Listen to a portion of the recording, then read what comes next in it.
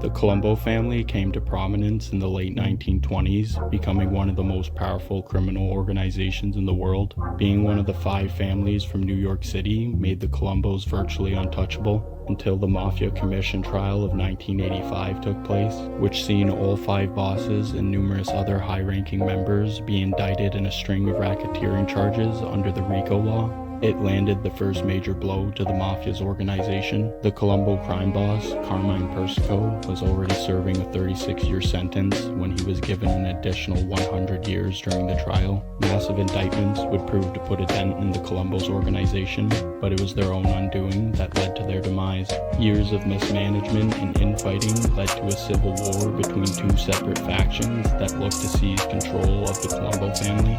This is the story of the Third Colombo War.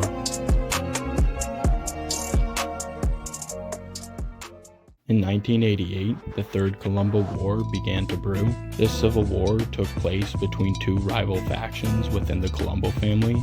One side held loyalty to the boss Carmine Persico, and the other to Vicarina. When Carmine Persico was convicted of racketeering charges in 1986, he restructured the hierarchy of the family to ensure its survival. He had already appointed his son, Alphonse Persico, as acting boss, but Alphonse was arrested of loan sharking in 1988. Carmine Persico then gave the position to Vicarina, a capo within the family, who was given explicit orders that this position was temporary until the return of Persico's son. Shortly after, Vicarina began to speak out against Persico's mismanagement of the family. It's also alleged that Carmine Persico looked to make a biographic movie about his life, which threatened the secrecy of the Colombos. Vicarina then began working towards separating his loyal crew from Persico's supporters. These 2 sides became increasingly more separated as time went on, and by 1989, the Colombo family had officially split into 2 factions. Needless to say, tensions in the streets were high, but both sides managed to keep the peace until 1991. Vicarina, being close friends with the Gambino boss John Gotti, used this connection to go over Carmine Persico's head. Vicarina went to the commission to propose the idea of him becoming permanent boss of the Colombo family. The commission, not wanting to cause more conflict, refused this request. Vicarina then looked to Carmine Sessa to convince the family's capos to support them in a coup against Persico, but this plan backfired because Carmine Sessa informed Persico of the plot. On June 21st, 1991, Vicarina was ambushed by Persico supporters while he was returning home in Long Island. He was able to escape with his life, but looked to retaliate, marking the beginning of the war.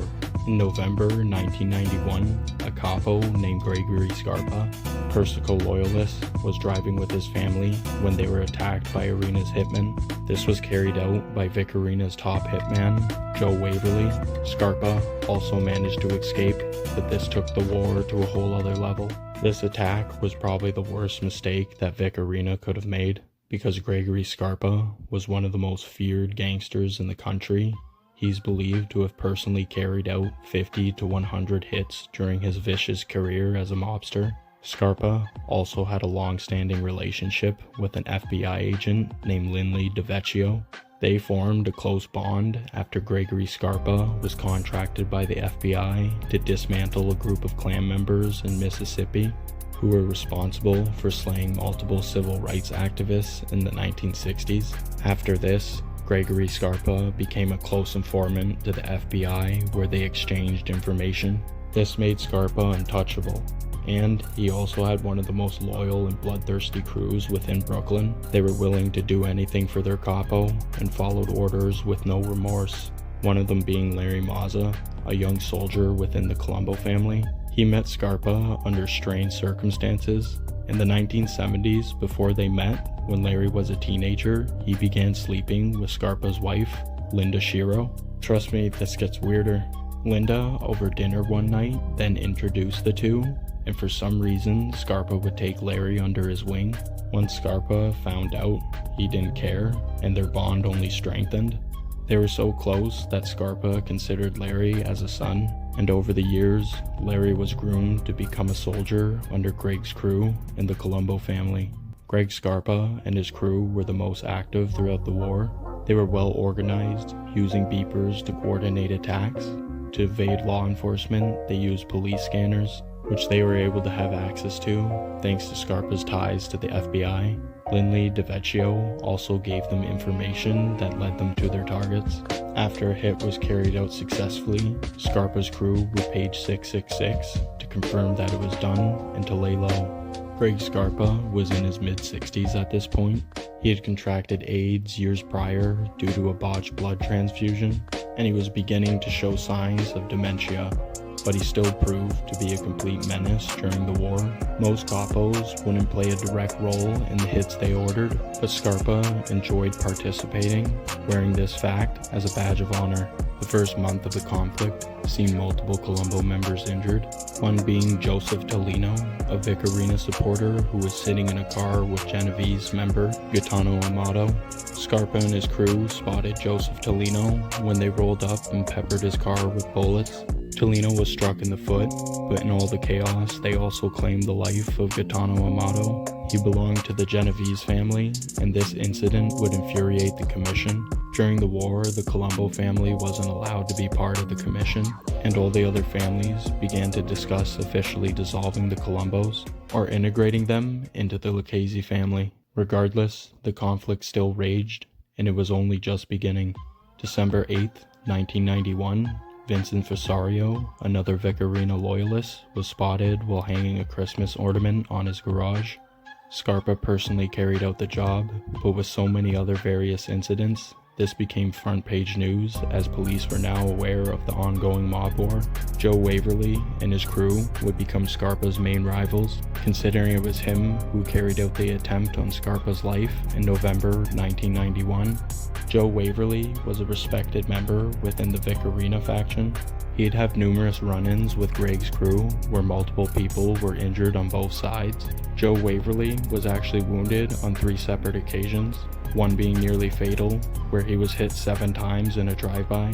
January 9th, 1992, Larry Mazza, Scarpa's protege, became a pivotal figure in the war after he carried out a hit on Nicky Black, who was a top earner for the Colombo family. Nicky Black also threatened Larry's uncle in a social club, which led to the brutality of which this was carried out. Nicky Black's nephew, Joseph Tolino, was also injured during the attack. The war continued to rage, but on December 28, 1992, Greg Scarpa was shot through the eye during a deal gone wrong. He survived, but his health was rapidly declining at this point. With this, the war began to calm down as Scarpa was the main instigator in the conflict and was responsible for most of the violence. His days as a hitman were now over, and by 1993, the war had ended with the arrest of Vic Arena. He was sentenced to 85 years in prison. Gregory Scarpa fled to Florida, where he was also arrested. His long-standing ties to FBI agent Lindley DeVecchio would decimate the Colombo family as everything came to light. The information that Greg provided led to the arrest of over 50 Mafia members. His crew never knew he was an informant. When Larry Mazza found out, he struck a deal with the government. Larry's testimony led to the indictment of Lindley DeVecchio, but this never resulted in any conviction. Larry Mazza was sentenced to 10 years in prison and was released in 2001. Gregory Scarpa was only given a 10-year sentence due to his poor health, but he ended up passing away in 1994. Some say he is solely responsible for the near collapse of the Colombo family.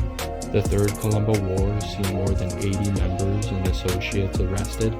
10 made men lost their lives, and another 16 associates were never seen again. Carmine Persico passed away in 2019.